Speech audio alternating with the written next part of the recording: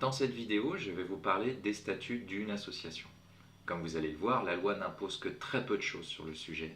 Néanmoins, je vous ferai quelques recommandations pour créer des statuts adaptés à vos ambitions associatives. Les statuts constituent le support écrit du contrat d'association.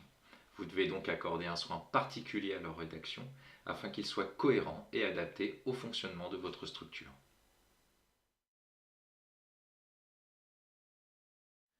La loi 1901 n'impose que 3 mentions obligatoires à indiquer dans vos statuts.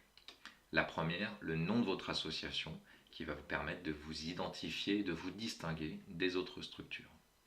La deuxième mention, c'est l'objet. Soyez particulièrement vigilant dans sa rédaction, car les actions et les projets que vous allez mettre en place après devront être faits dans la limite de son objet social. Enfin, la troisième mention obligatoire, c'est l'adresse du siège social.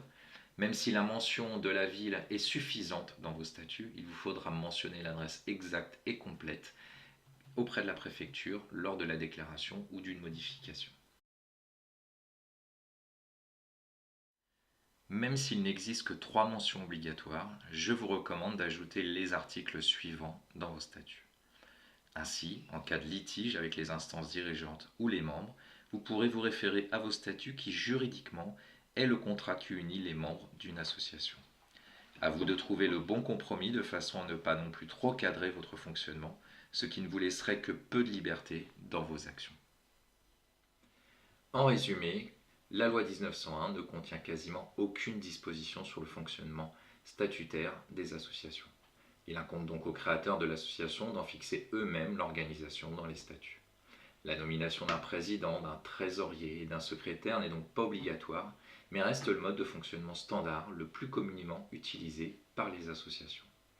L'association est un contrat entre des personnes qui nécessitent le libre consentement des parties. Cette liberté s'applique d'abord à ceux qui en sont déjà membres. Toute association a donc la possibilité de choisir ses membres. Les conditions d'admission sont généralement contenues dans les statuts.